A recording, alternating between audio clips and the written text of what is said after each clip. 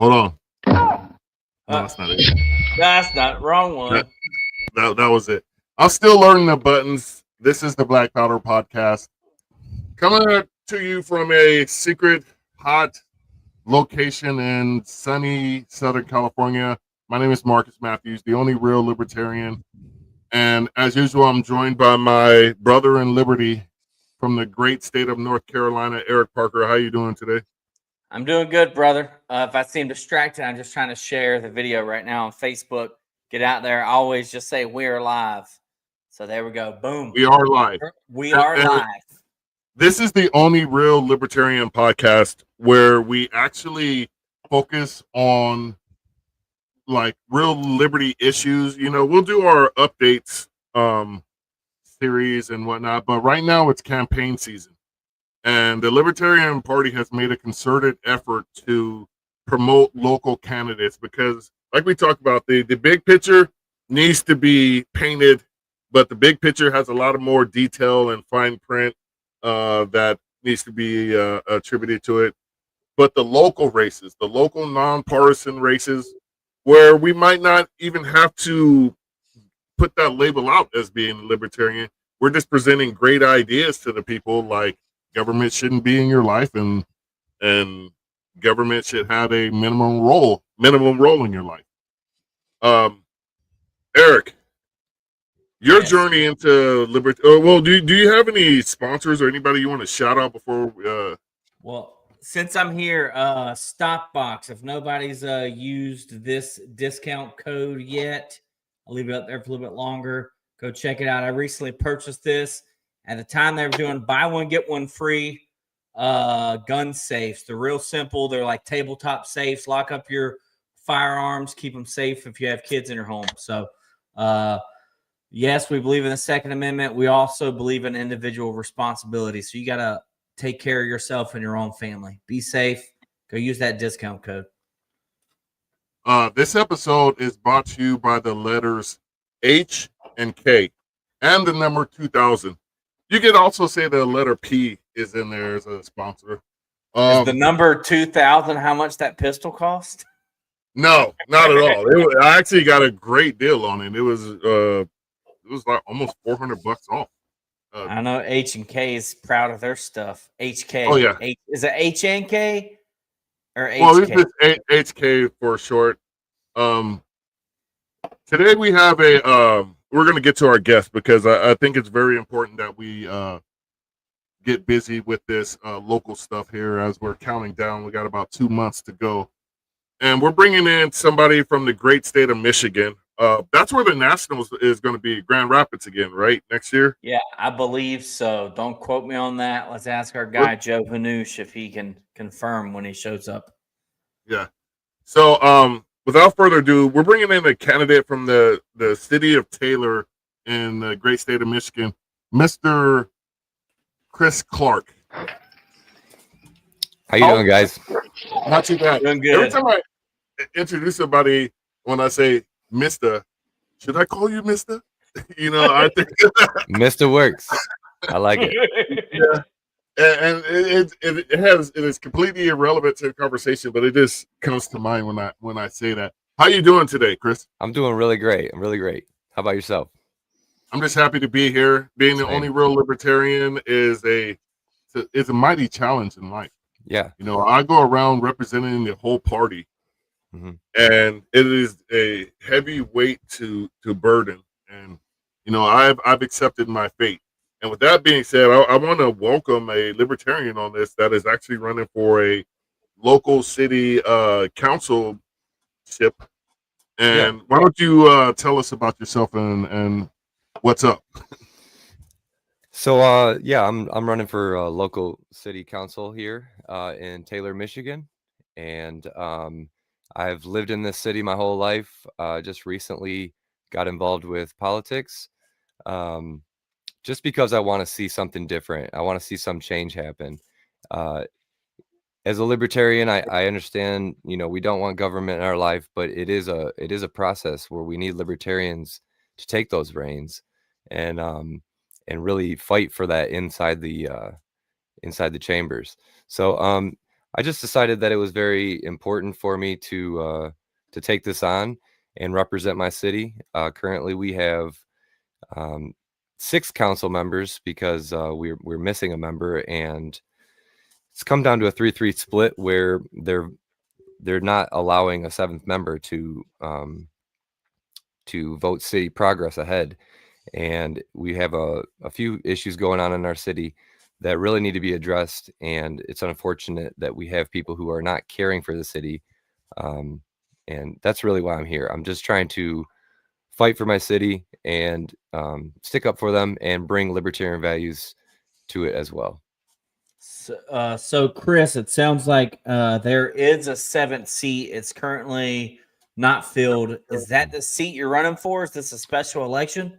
Well, no, actually, it's not a special election. Unfortunately, we've brought several people before the council to fill that 7th void before the ballot season.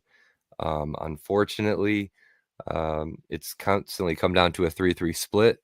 3 people keep voting no on anybody that's presented. So then when actual votes have to happen, everything's getting stalled because of not having that 7th person.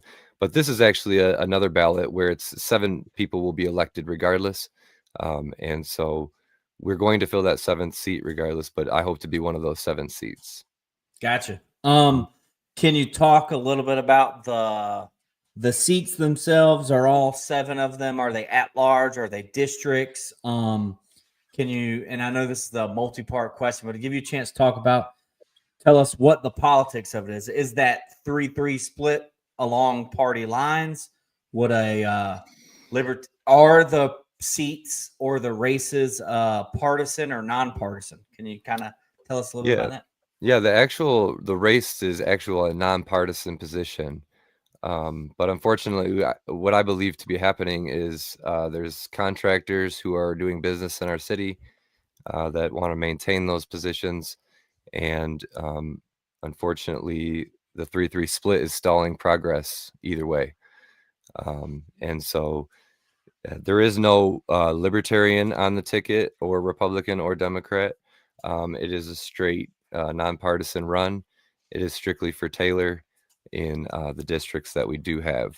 So Gotcha. we happen to be the 17th largest city in Michigan, and we're south of Detroit, and we're definitely the largest city downriver. So we need to take this serious. Gotcha. Well, I want to talk because a lot of times politicians harp on issues, and I was looking at your platform, and you're like presenting solutions. Mhm. What can you say would be once you get elected? What's the first thing you want to move? What do you want to implement when you get elected? Well, we have a towing contract that's been really stalling our city, and it's really impacting our citizens. I've heard several stories of large bills that are just really unaffordable for people to get their cars out. And one lady told me her bill was over $17,000, and it's just not right, and it's really hurting our citizens. So we're going to be looking at the towing contracts, trying to figure out what's the best option and who's going to really take care of our city the best. We also have a homeless issue going on in our city right now where service has been brought to our city, and they're kind of busing homeless into our city, and it's really affecting the neighborhoods around. People's cars have gotten broken into, houses are at risk, and the city's starting to look really, really crappy. So those are 2 of the things that I'm really, really passionate about. But on top of expanding our parks and community and recreation, maybe doing some outdoor gyms, some fun things, as well. But really drawing the community together, working with each other. My goal is to unite. So whatever we can do to bring unity together, I want to stop looking at the differences and focus on where we share that common bond. And our neighborhood's a good one. We all live in this area, so we want to take care of it and clean it up. Awesome. So, is there any one issue that it sounds like you may have been a libertarian, or at least leaned libertarian in philosophy for a long time. Is there a single issue in your life that maybe helped you become more libertarian?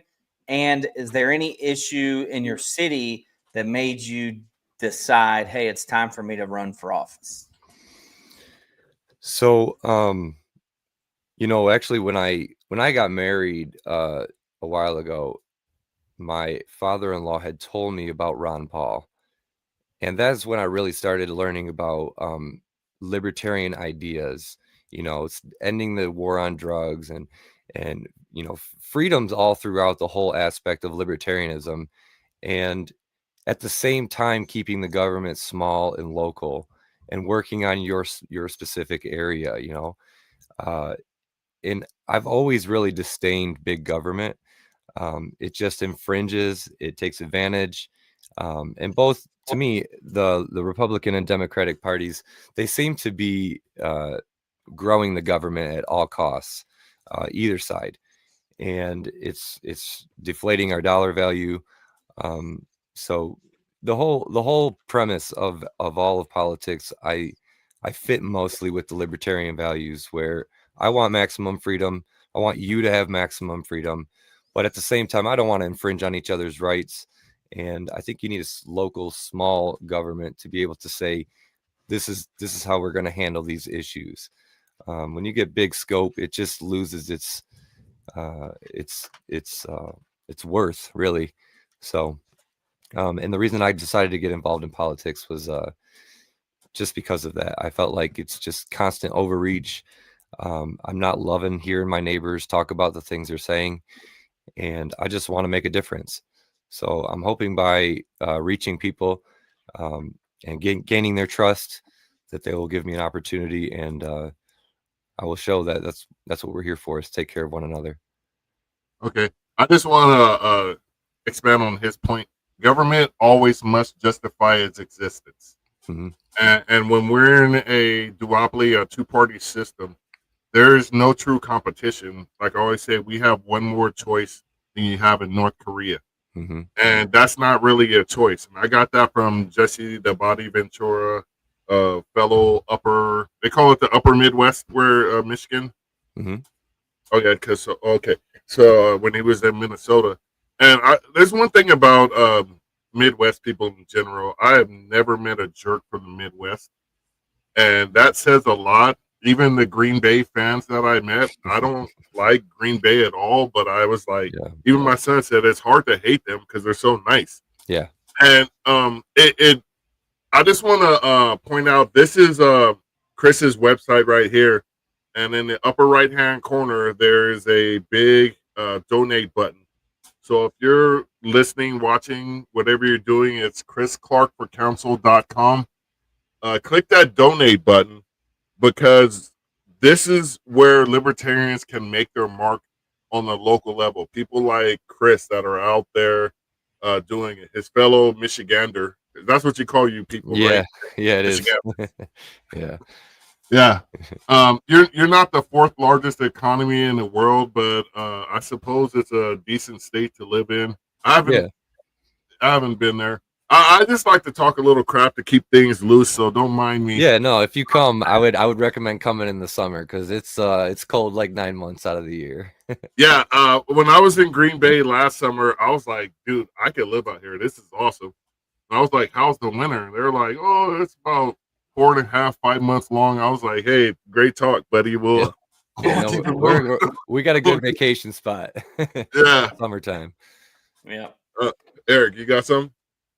So I just wanted to piggyback on what Marcus was saying and kind of make the point.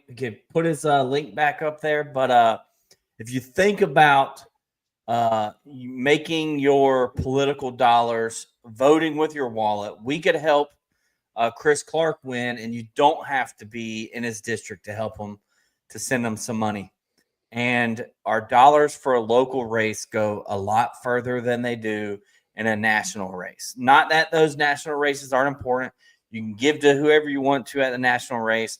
But in order to make for example, if you wanted to make a major impact in Thomas Massey's campaign, you probably got to max out and give him like $3,000 to make a difference. but 25 to 50 bucks sent to Chris right now could go to help him getting door knockers, getting maybe ads out, or text banking, or hiring volunteers. All of that. I say hiring volunteers, hiring door knockers, whatever his plan is, his ground game, he can actually win this race. It's a local race, $25, $50. Go try and help Chris out right now. So people go to his website right now and try and help out. Yeah, no, I really appreciate that, guys, because it really does. It matters. People don't realize how far the dollars go in these kind of campaigns. You know, we're spreading out signs, we're passing out flyers, we're hitting the doors hard.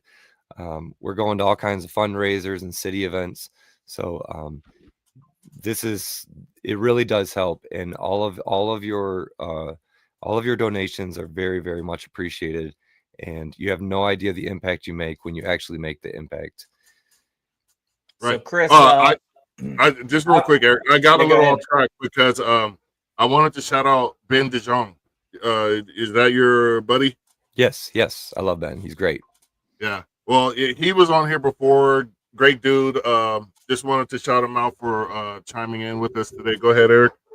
I was going to ask you, so what is the date of your election? Is this a primary? Is it an open primary, being nonpartisan? How's that work out? Is it? Yeah, so we 50. We successfully made it through the primary, and November 4th will be our general election. There's 14 people on the ballot, and 7 of those people will be seated. Gotcha. So is it kind of like the top 7 out of 14 will get a seat, and it's at large, kind of? Is that how it's made up? Yep. That's pretty different. I thought kind it of was vibe with illegal. that. I thought that was illegal now, because we had it overturned here in California.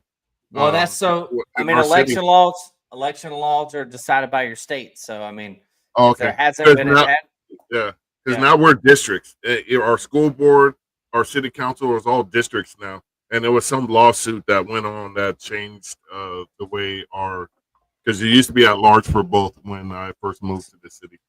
And I think that's why it's important to let people watch these videos and learn and know how different each local election could be. The race I was in, you had 14 districts. You had to live within your district, and then you had 5 at-larges, but you had to live the 5 at-larges. You had to live in a certain area of Jacksonville, but you represented, and everyone in the city voted for you. So it's a little bit different. But ours was like a guerrilla primary, so you could have 5 people in that one race for each district or at-large seat. And then the top 2, if no one got 50% plus 1, the top 2 would go to the general. So it was still at the general elections a bunch of separate elections. So it's important for people to know, like, Chris has a real chance here. He's basically just got to be the top 7 out of 14 people for this race. He doesn't just have to beat out a super powerful person. He's got to beat out 8 people that aren't doing the door knocking he's doing, that aren't doing the phone calls, that aren't doing the text banking. You know what I mean? And I'm really hoping that you got some opponents that are slacking off, and I hope that you're not. So keep it up. Yeah, no, we got some. We do have some that are slacking off for sure, but we have some good people that are also running as well. I've gotten to know a lot of the guys, and I would say I feel confident in selecting 6 other people. But it's a good time to run because our city really needs some help. They need people that care about the city first, and aren't willing to be bought out by any kind of corrupt deals, but really do put the residents here first. And like I've told a lot of the residents, I have family and friends here. I have no interest in trying to make it more difficult for us. I would love to see the change that we all want to see with better roads, better parks, better schools, and just better safety across the board. But it's something to get to work on. So there's a lot to get done here in Taylor, Michigan. Right. So Marcus, go ahead. Yeah. And looking at your platform, and I've seen this on pretty much every libertarian that we've had on here that was running for city council. spoke to affordable housing. And, you know, a lot of it, affordable housing, the libertarian idea was to eliminate unnecessary building codes and things of that nature and fees that the city imposes on the house. And I think it was some houses, it was to the tune of adding fifteen to $30,000. Is that a similar issue that you have in Taylor when you talk about affordable housing? Well, there's a lot of that goes into that. You know, there's the rent. You have the renter portion of it, that needs to be somewhat controlled in a way that's or assisted, even assisted, some kind of assistance. But um, the part of the affordable housing market is it's really a challenge between those who own and those who are renting. We have to find a way to make it more affordable, even for business. We have businesses leaving all over the place in our city because they can't just afford it. That's through the taxes that they're paying. That's through just the rent itself. But I'm not sure if I answered your question correctly here, Marcus. I apologize about that. No, it's your answer, and I accept that. It's just that it's I think it's troubling for libertarians to articulate that point because um and that I wasn't trying to get you or I anything or understand. gotcha, but I think it's difficult because we are about the free market. Right. But I do think that, you know, rent's included in the free market. But I do think the city is the main impediment. Well, local government, county government, and to a certain extent, state government Hmm. tend to be the impediments to affordable housing. You know, because here in the state of California, you have to do environmental safety reports and all of this Right. stuff. Yeah. And that's even in existing, you know, let's say they tore down, somebody sold their grandma's house that was built in 1928, and it's a 2-3 acre lot. It had existing housing on it, and then somebody says, "I want to buy this lot, tear down grandma's house, and build 3 condos or a couple duplexes on it." They have to jump through all of these hoops Hmm. to do that, as if a house did not exist there before, or a structure did not exist there before, and it's just so the government could justify its existence. And that's what I think we need to articulate to the people when we talk about affordable housing is Hmm. government is a major impediment, because if people can build houses, you know, the market's going to do what it does. And I've always wondered this, because they always talk about building more houses in the LA area, and when they build those houses, they come in at market value. And that was the problem in the first place, that market value was too high for the citizens to afford. And Right. so the government has to jump in and say, no, you can't sell these at this market value. You have to sell them at a affordable cost. And that's where libertarians kind of get on shaky ground when we talk about affordable housing, in my opinion. Yeah, I think that's why a little bit of it's hard to explain because you know, you don't want to cross those grounds between infringement and freedom. Like it's we need some sort of help, but it needs to be a communal response. You know, it needs to be a sense of care and compassion from the people. I think when it comes to city ordinances, like if the city's going to require you to do something, uh, it would be nice to have the city's assistance to get that thing done, right? If I buy a house and I'm required to bring it up to a new code, it would be nice to have that help to say, like, well, if you're requiring me to bring it to this, you're going to come alongside me and help me get it there, not just my burden, right? But and we're working together. You know, we're working to make it safe. You have a new ordinance for safety. We want to meet that standard. We want to make it affordable. So let's work together in developing these, not pushing all the responsibility um, on the people who just is just unfair to. You know, we have to help each other. The people. Yeah, exactly. Eric.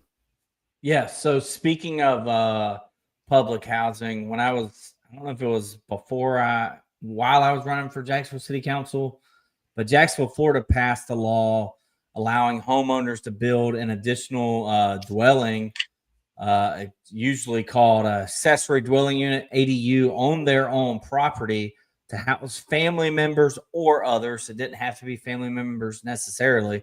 And this kind of like was a way to deregulate or, cut some of the red tape and some of the zoning laws.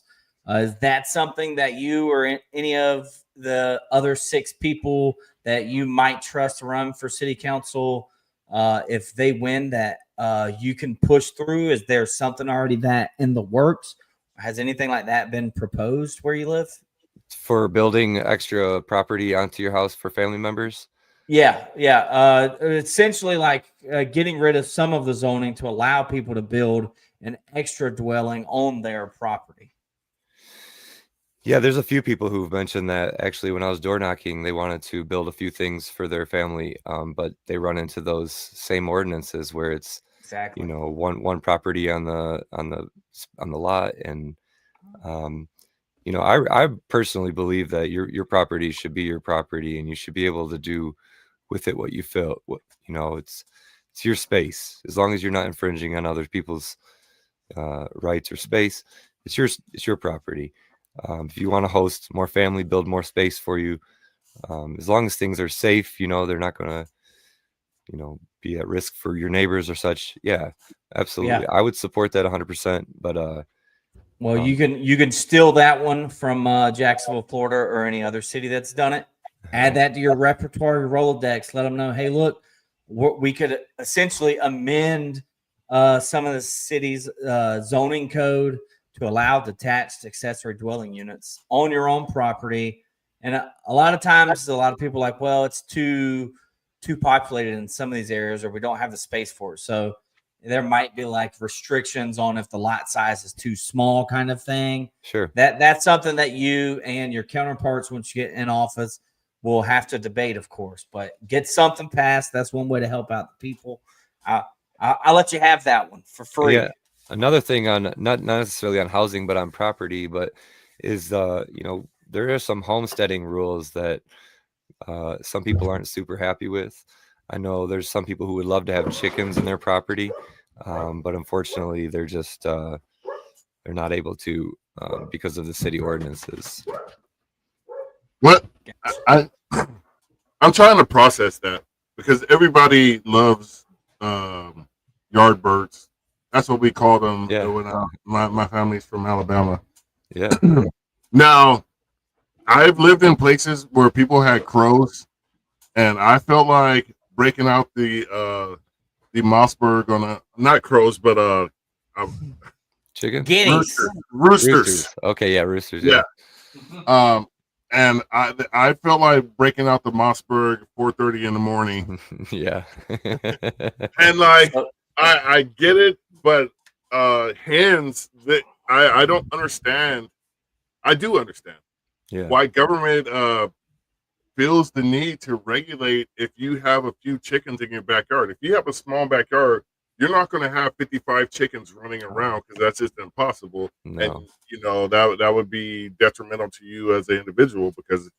But if you have 4 chickens and you just want fresh eggs, why does the government need to be involved in that process? Yeah, that's exactly my point. Is if you're cool with your neighbors and they're fine with it, and there's, like you said, if there's a rooster crowing and I got a problem with my neighbor because his rooster's crowing, that's a different story, right? Like I've talked to him about that. But yeah, like if you have the room and the space and the will and the drive, you should definitely be able to do what you want with your property. Whatever it is that you decide to do, build stuff or grow stuff or raise things, So and so that will be one of the principles that you bring to the city council, is the concept and principle of like freedom. From yeah. Now I wanted to expand on that.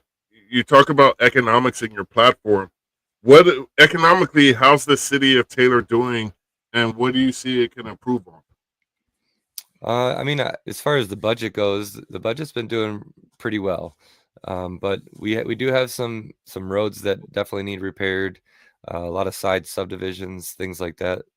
When it comes to like the towing contract I mentioned, that's a big hit for a lot of people.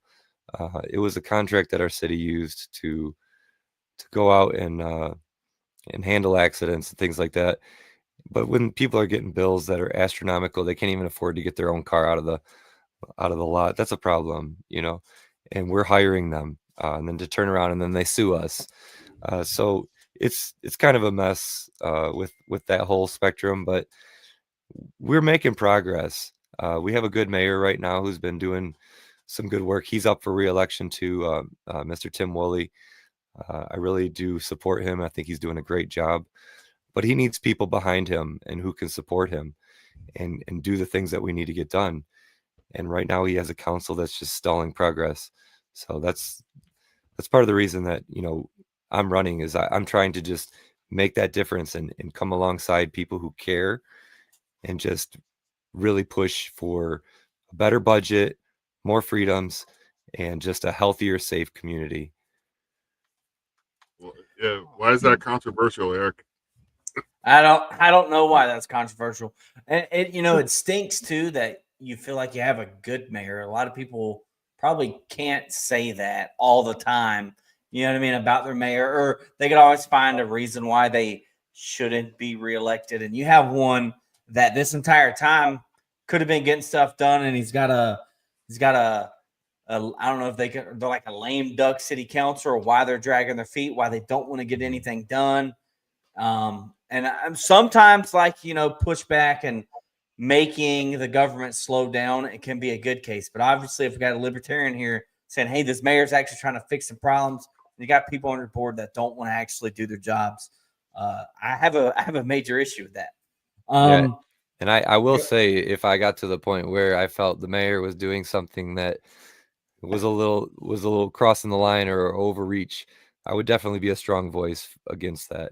So I'm not a yes man, but I do really respect what he's been doing, and so he does have my support, and I hope to work alongside of him essentially. Gotcha. Right. We put this up. I'm sorry, this real quick. We put the link back up for Chris's website, chrisclarkforcouncil.com. That donate button, give what you can, because this is the type of candidate that the libertarians need to stand behind in these local elections that are going to go out there and spread the message of liberty.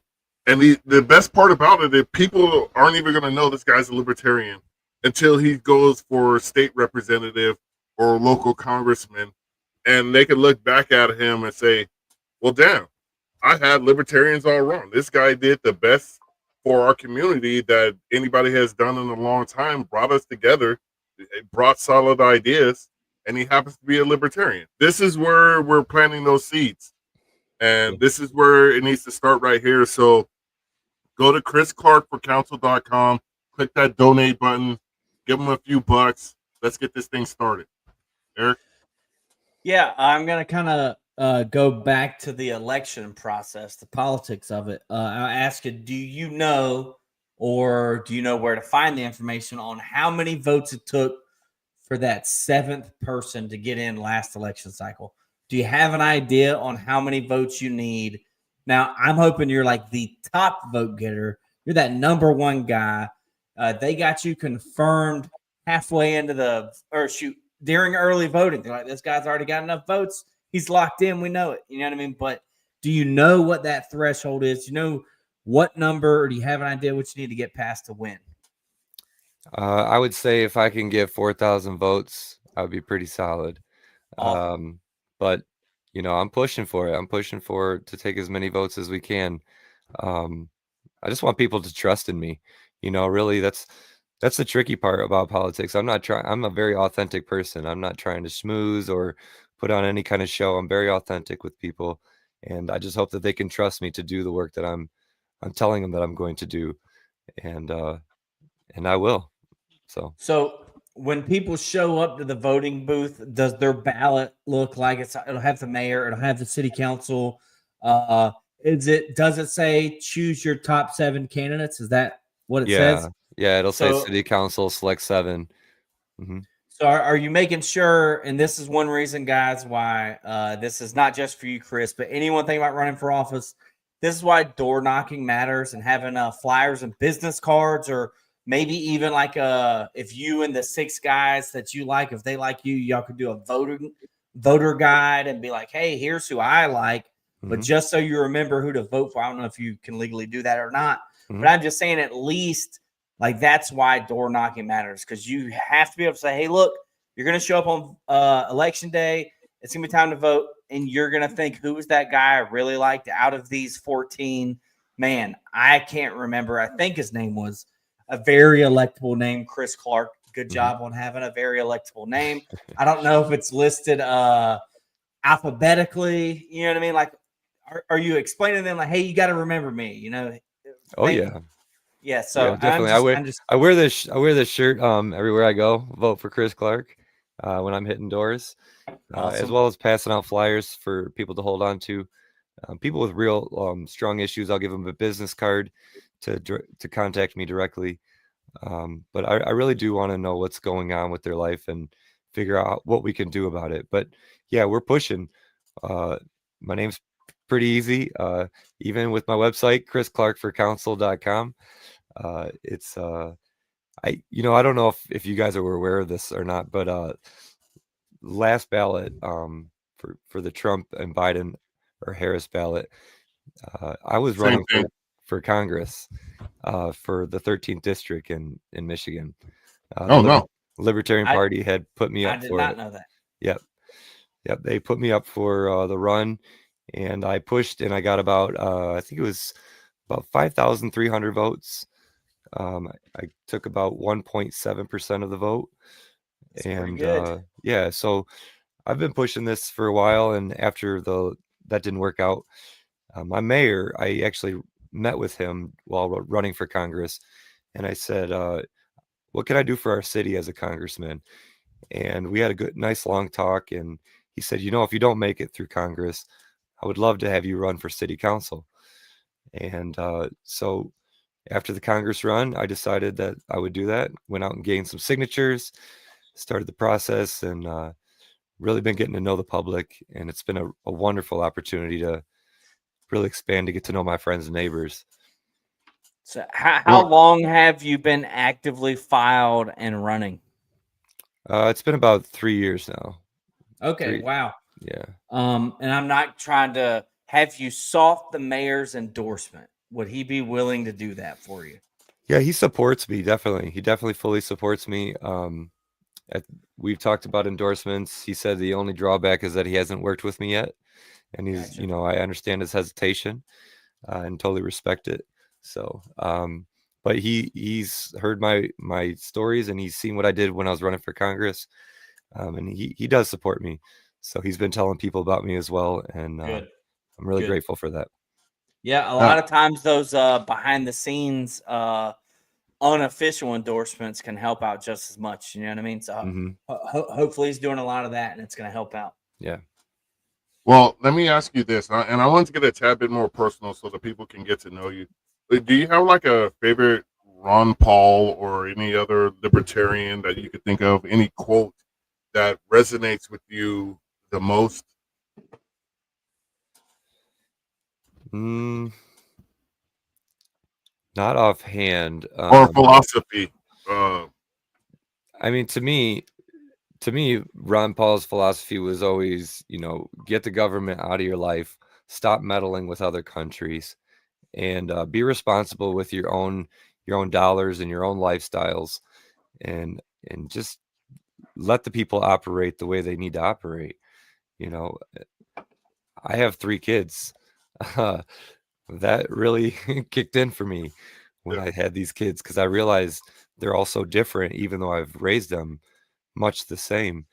But there's such a beauty in freedom of expression, and when you stifle that, when you make people short of resources, you get a cutthroat society, and I think that's where we're losing each other, is we're not reaching across the aisle for one another, and everybody's fighting for their own way rather than saying, let's just live the way we want to live and hang around the people that we like to hang around with.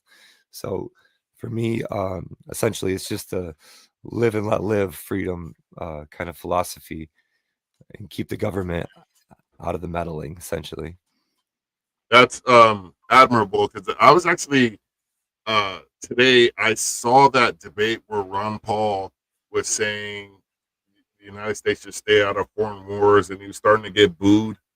Yeah. I was like, I don't know why that came up today, but I was thinking to myself, these people are cheering killing other people for politics and corporations, Yeah. and that's what, I've always said. There's only three main reasons that people go to war: it's politics, greed, and religion. And I don't know too much other than that why any war has ever happened. But to hear Americans say, no, no, no, we want to be able to go to war, and then not realize, because I say this all the time, there hasn't been a war of the 19th or 20th century, and we could probably go further back than that, that hasn't directly led to another conflict, whether it be low key or full blown war. There will It always be blowback. There will always be always, blowback. The moment that I go and hit somebody in the face, there will be blowback. You know, yeah. it just is that way. And I don't know how we can think, so foolishly to think that we can just infiltrate and terrorize all these other human beings. They're not other countries, they're human beings. Um, And and you for, turn it into a generational thing, because you Yeah. kill somebody's father, that oldest son is going to carry that in his heart. He's going to course, pass it down. That he may not act on it, but he may pass that down to his son, and his son will hear the stories about how great his grandfather was until these imperialists came and killed him in a what they would probably call a cowardly fashion. It wasn't face to face; it was a drone strike or whatever it was. mhm, That I'll say yeah, the that's mo- yeah. go ahead, The, go ahead, the Eric. moment my dad became anti-war was whenever two of his sons were, and a guy that I think he voted for Bush twice. You know what I mean? Ended up voting for Trump eventually, probably. But my dad, the moment he became anti-war was whenever me and my brother were getting deployed to Iraq. And you know what I mean? Like that Yeah, is my gets problem with personal. these people. Yeah. Whenever it gets personal, whenever it gets brought to your doorstep. And it's like, wait a minute. And that's the thing, is like, you know, Bush never campaigned on ending the war in Iraq, but Obama did. Hmm. And then we technically got deployed under Obama. Now, you know, Hmm. my dad never supported Obama anyways. It wasn't going to make him change from that party. But that's my problem with these people that you saw like debating, or I mean, excuse me, booing Ron Paul's quote during a debate. And it's like, did none of them and I don't know this, but I'm assuming most of them are privileged, the people in the audience at a debate. And they're probably, and what I mean by wealthy, I don't mean by race or anything. I just assume they got money. They probably afforded college for their children, and their kids didn't feel they needed to join the military to be able to pay for college. You know what I mean? a Like, Hmm. lot of so warmongers.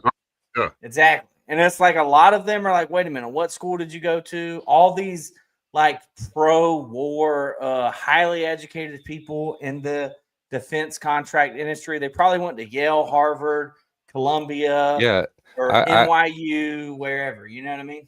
yeah, I would suggest that if you're pro-war, that you sign up immediately and you just go, Yeah. because I think the problem is that you're untouched. Yeah. yeah. Often when you're untouched, you can look at other people's problems and you can point out how less they have it or this bad or this, but when you go into it, when you're there doing, like I've worked with lots of different families of all many different races, sexualities, and such. And when you go to their homes and you share dinner with them, the one thing that I found out with every person is they're a human being, and they have passions and interests and family and things that are important to them. But if if you just eliminate the idea of humanity across other nations and say, well, they're just a country. We can bomb them. We can attack them. They're worthless. Like, we're losing our own worth at that point, in my opinion. You need to go there, go to war, go understand what it's like in order to realize how pro-war you should be.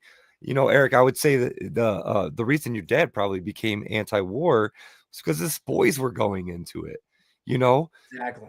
that is something I would change all of a sudden. Don't send my boys to war, because you know the reality that they could come back maimed, or at the very least worse. trauma, you know, Yeah. the traumatized. It's just, I don't know. It's a very inhumane thought to just go attack other countries for selfish reasons. And I'm about handling our own issues first.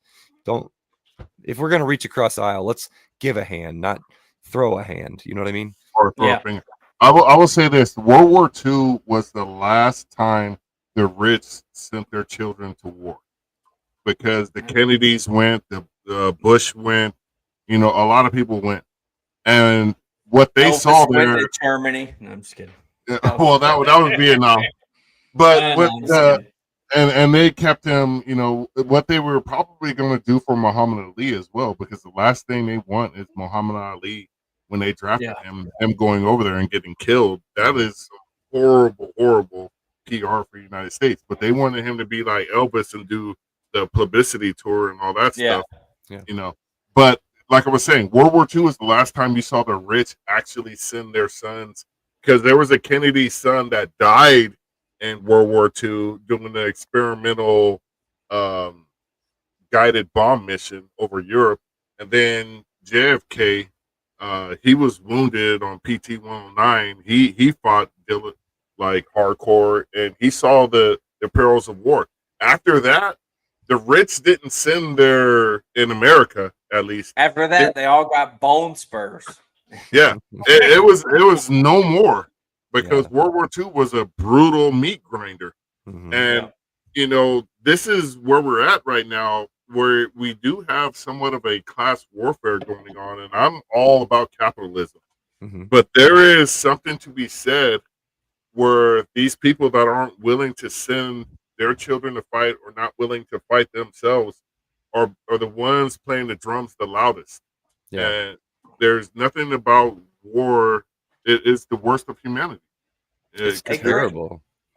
Chris, I kind of want to not step on our toes. We could talk war and politics, and Marcus could talk history for hours. Believe me, this guy's got a wealth of useless knowledge.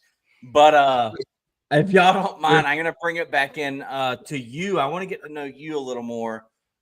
Your page, and you said it here, you're a small business owner. Do you mind telling us, you know, what type of business that is? And I want to know specifically, and this is kind of like I'm giving you a carrot on a string here, maybe, but like, how much does being a small business owner equate to being able to handle a city council, specifically budgets, schedules, all that sort of thing? Well, I mean, essentially, there's a lot of tracking to do, right? With any kind of small business, you got to know your expenses. You got to know what you're working with, what you're bringing in. My small business is actually a honey business. I sell honey from bees.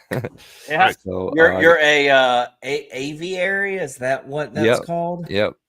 A beekeeper. Wow, Eric, I'm impressed. Yeah. Hold on. Bonus word. Yeah. Yeah. Yeah. Hey, look, I went to college, folks. I got a degree. Yeah, no, but it takes It's a lot. not in beekeeping. My degree is not. It is in supervision. I have never heard that term before in my entire life. You've never heard of aviary? No, just beekeepers. But that's why I was impressed. But yeah. Yeah. No, good work, Eric. It's good stuff. Yeah. But yeah, no, and we deal with people all the time. We at farm markets and things like that. So, you know, you get to hear people's stories. I think that's the biggest thing. Is I want to be a representative. You know, I want to do what the people want, because really, like, if you give me your vote, I'm there to work for you. And we can't please all the people all the time, but you know, I've handled all these things before: customers, upset customers, irritable people, some people who are just never satisfied. But ultimately, there's a job to do, and we push through it, we rise above it, and we do the right thing in the moment. So I'm definitely capable to handle a lot of the city budgets, uh, go over a lot of the ordinances and things like that. So um, I'm not sure if I Yeah. Yeah, answered no, that. you did. Well, and I kind of wanted to, what made me lead to that is you mentioned going into people's homes. And I didn't know if that meant like on the campaign trail or as part of like your small business.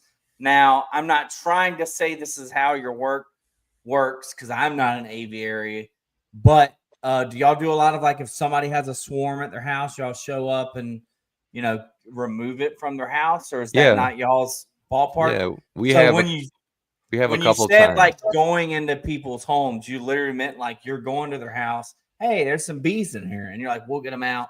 Yep, So yep. that sort of thing. I Can you have tell people. us about that? Yeah, I have That's people call interesting me stuff. for. I have people call me for swarms. People call me for wasp nests, things like that. I got a whole bee suit, bee getup.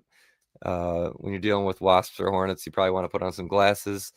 They can tend to shoot venom, What? and yeah, they kind of like if they get really aggressive, they'll kind of squirt it a little bit, and if it gets in your eyes, it can get real problematic. So, but yeah, swarms are really fun. They're always intimidating, because it's like you're opening up a new house. Yeah. You don't know where the queen's at, so there's a lot of different things where trying to break it apart, push the bees into a box. Once we find the queen, we cage her, we'll attach her to a little piece, and then naturally all the bees will follow themselves into the box. And you give enough time, close the box up, and take them to their new home. So like it's hard work till you find the queen, and then it's all cake from there, basically. Yeah, kind of. You can look Gotcha. you start to look for signs. There's a lot of clusters where you'll start to see her. She's got a pretty notable body. Her abdomen's a lot bigger than the rest of them. But it's a challenge to find her because she buries herself and weaves all throughout there. It also depends. Like we had this one where it was at a barn and it was in the wall of a barn, so we had to kind of like peel the plywood off section by section and seeing how far it spread in between the studs. It was pretty incredible. Was it a massive hive? Yeah, it was basically between two 24-foot center studs, and it was run up probably a good 6 foot. Wow. Yeah, That's big. yeah. So Do they have killer bees out there yet? Yeah, there's some killer bees. They're not as prominent though. Nice. Yeah. so are your hives now all on your property? Do you got them spread out in the community and you go collect? How's that work? Yeah, I have some bees on my property. Just one right now on mine.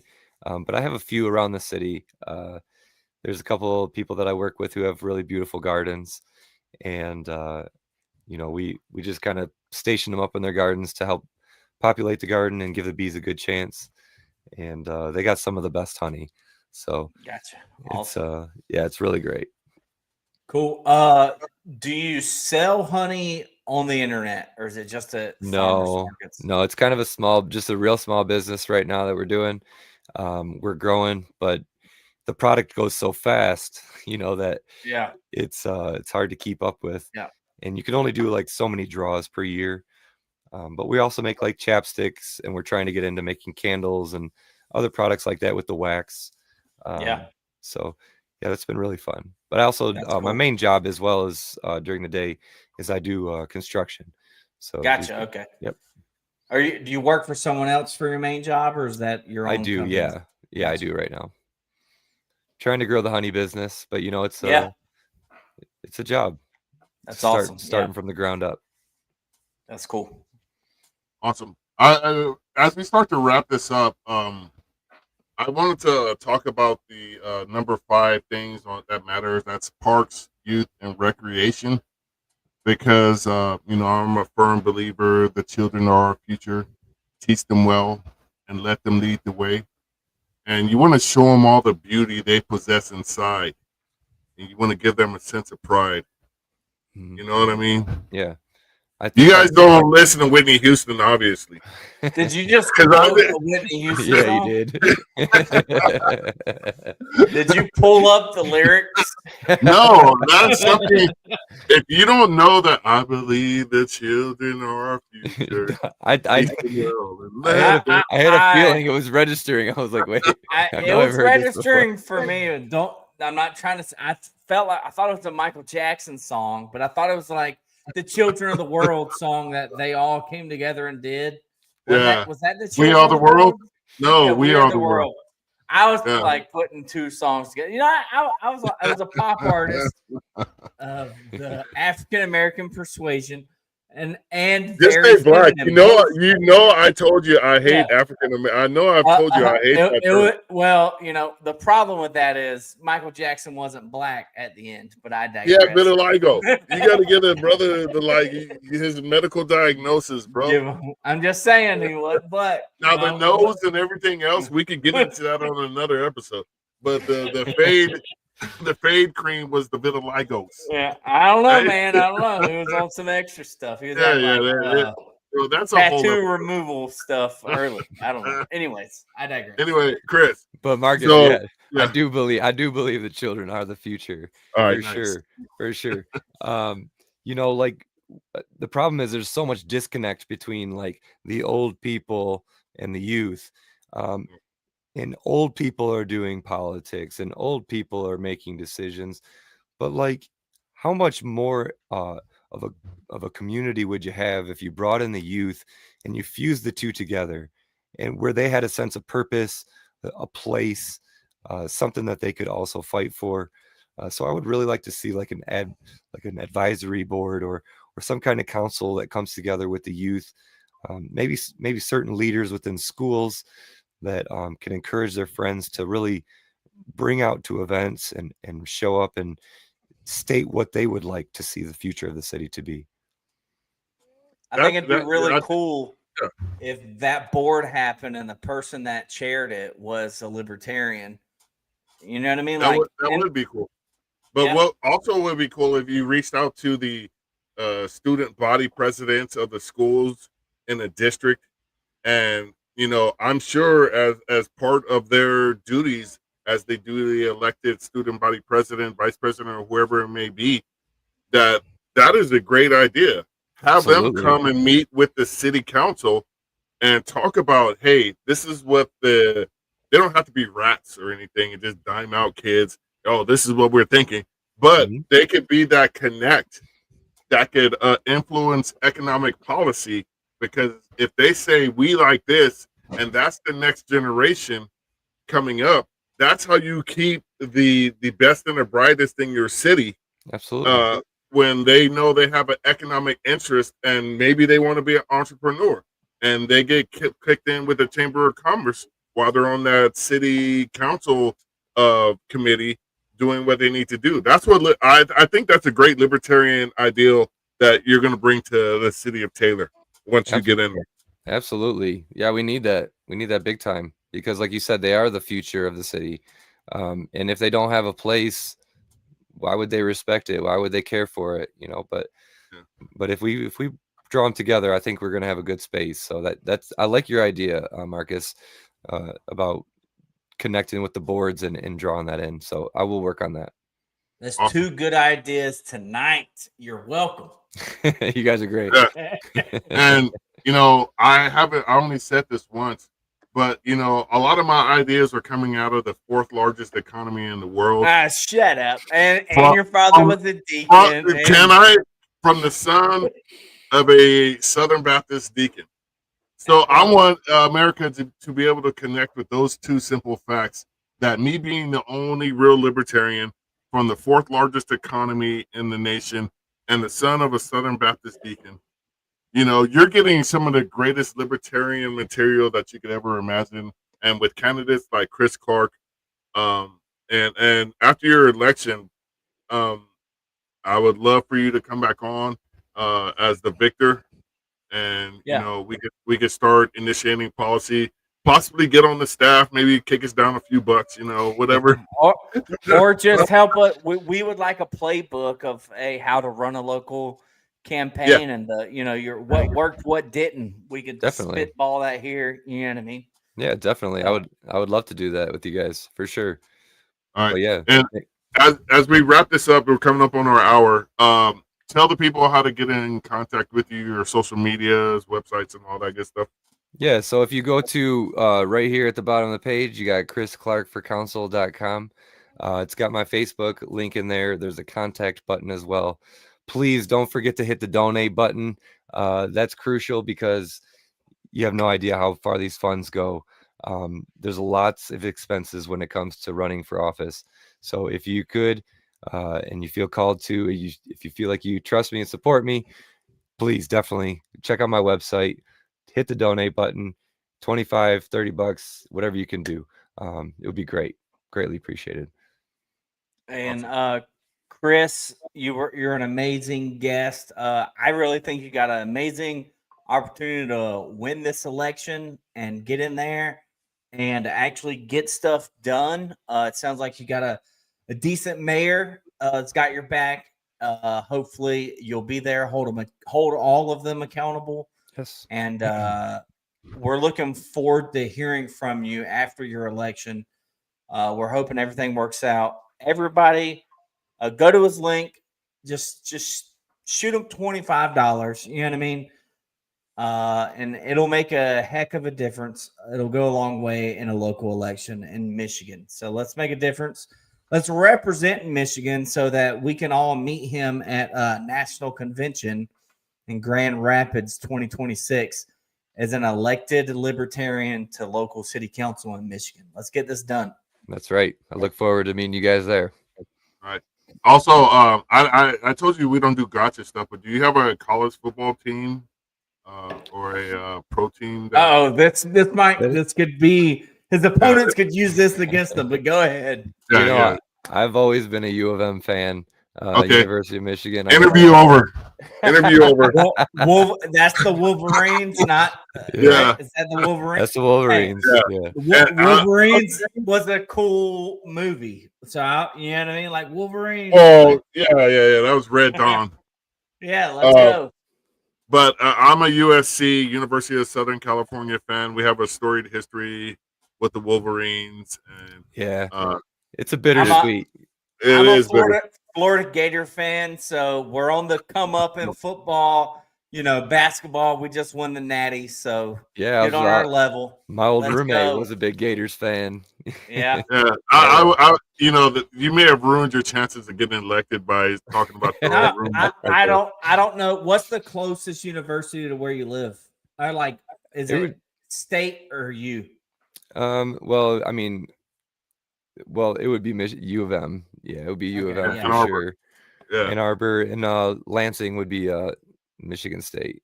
So gotcha. Yeah. I don't know where any of that is. I know it looks like an oven mitt. We do this thing, so we're here, they're there.